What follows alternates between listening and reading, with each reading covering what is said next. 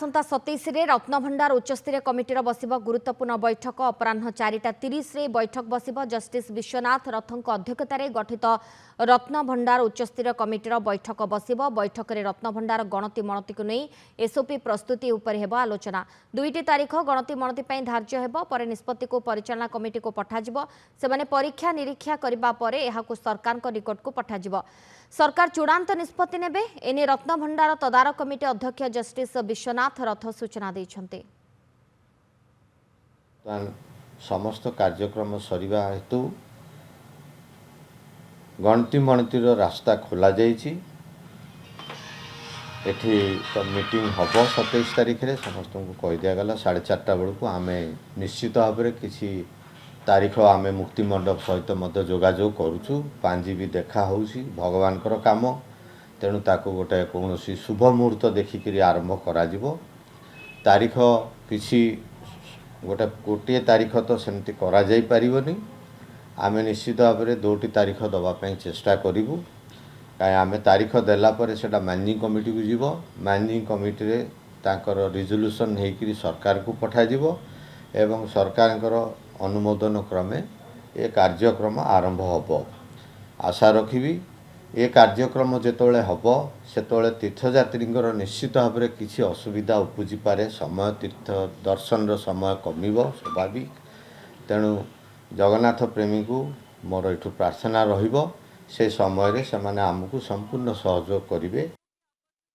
पूरी bureau head Soumitra Harichandan आम सहित जोड़ी होती। सौमित्र आसंता 27 रे रत्नभंडार उच्चस्तरीय कमिटीर गुरुत्वपूर्ण बैठक कौन अधिक सूचना?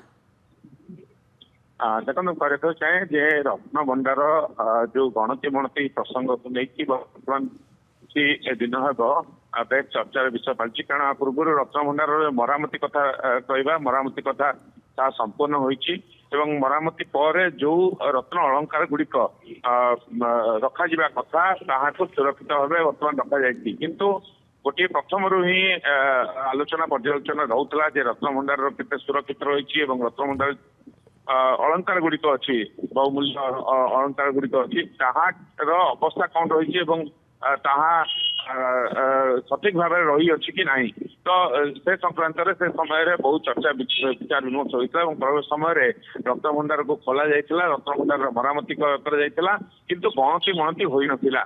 तेणु गणति मणति नहीं जो रत्नभंडार उच्चस्तरीय कमिटी रही से कमिटीर दायित्व रही किभली भाव में गणति मणति कारण पूर्व बर्तमान सरकार समय आलोचना कराई एक्सपर्ट मान अणा गणति मणति तेणु से संदर्भ में करने पूर्व आसंता 27 तारीख दिन तो बैठक बस जो बैठक रे स्पष्ट भाव में एसओपी प्रस्तुत होभली भाव में गणति मणति गणति मणति केते समय धरी गणति मणति समय क्यों क्यों मैंने उपस्थित रही जो भाव में जो रत्न अलंकार गुड़िक रही से रत्न अलंकार गुड़िकर सरकार पक्ष कहु संपूर्ण भाव गोटे भिडियोग्राफी कर परवर्ती समय आवश्यकता पड़े सार्वजनिक तेणु सब विषय नजर रखा जाइए अनुसार ही एसओपी प्रस्तुत कारण पूर्व आम जाचु रत्नभंडार जो मरामती कार्य आरंभ कर सरकार